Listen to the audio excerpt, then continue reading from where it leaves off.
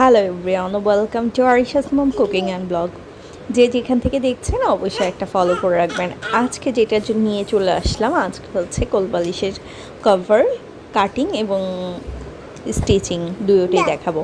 So আপনাদের সাথে share করছি। তো আমার কভারের যে লম্বাটা সেটা ছিল প্রায় 39.5 ইঞ্চির মতো, আর এখানে চওড়া ছিল প্রায় 15 ইঞ্চির মতো। এখন আমি হচ্ছে এইভাবে করেই কাপড় কেটে নিব। তো ফার্স্টে লম্বাটা যা আছে সেটা প্লাস হচ্ছে আরও 2 ইঞ্চি বাড়তি নিয়েছি, আর এখানে ঘেরের মাপ নিয়েছি 15.5 ইঞ্চি। তো এই তো দেখলেন আমার 15.5 ইঞ্চি, আর লম্বায় যেটা আছে মানে এই কাপড়টা যতটুকু পানা আছে আমার ততটুকুতেই হয়ে যাবে। এখানে প্রায় 42 ইঞ্চির মতো পানা ছিল, সো আমি পুরোটুকু কেটে নিলাম। এবার তেমন কিছু না, কোলবালিশ কাটা একদমই সহজ, শুধুমাত্র এখান থেকে আমি জাস্ট ভাঁজ লাইনটা কেটে নিয়েছি। লম্বা যা তা থেকে 2 ইঞ্চি বেশি নিয়েছি, কারণ হচ্ছে ফিতাঘর আর নিচে কুচিটা যখন দিব তখন 1/2 ইঞ্চি পরিমাণ চলে যাবে। তো এই নিয়ে টোটাল 2 ইঞ্চি নিয়েছে। আর এখন আমি এই যে দেখলেন কিভাবে আমি হচ্ছে চাঁদাটা করে নিয়েছি, এভাবে করে রাউন্ড করে সুন্দর গোল একটা পট্টি কেটে নিব। এই তো এরপরে কোলবালিশে তেমন কিছু থাকে না, শুধু ফিতা থাকে। তো ফিতাটা ফার্স্টে আমি সেলাই নিলাম, কারণ ফিতা সেলাইতে আমার একদম বাজে লাগে। মানে আমার কিছু মানুষের আছে না, এক একটা জিনিস সেলাইতে ইচ্ছা করে না, তো আমার এই যে সালোয়ারের ফিতা বা হচ্ছে বালিশের কভারের ফিতা এগুলো একদম সেলাইতে ইচ্ছা করে না। যাই হোক, ফার্স্টে আমি কভারটার পুরো কাপড়টা খুলে দেন হচ্ছে কুচি দিয়ে নিয়েছি। আর কুচিটা এমনভাবে দিব যে আমার ওই চাঁদার বৃত্ত যেটা সেটা পুরোটা এটা কভার করবে। যখন সেলাই করবেন তখনই বুঝতে পারবেন।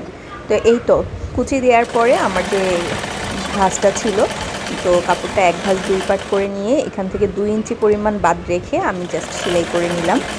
2 ইঞ্চি বাদ দিয়েছি, ওটা আমি হচ্ছে ফিতা ঘরের জন্য করে নিব। এবার আমি হচ্ছে এখানে ফিতা ঘর করে নিচ্ছি। তো দেখেন সেলাইটা কীভাবে দিচ্ছি, এগুলো আসলে মানে দেখার উপরেই আপনি শিখতে পারবেন। মানে এগুলো মুখে বলে আসলে শেখা যায় না, আপনি আমার সেলাইটা শেয়ার মানে দেখেন, দেখলেও বুঝতে পারবেন। এবার ফিতাটা জাস্ট ভেতরে দিয়ে নিয়েছি, এটা চাইলে আপনি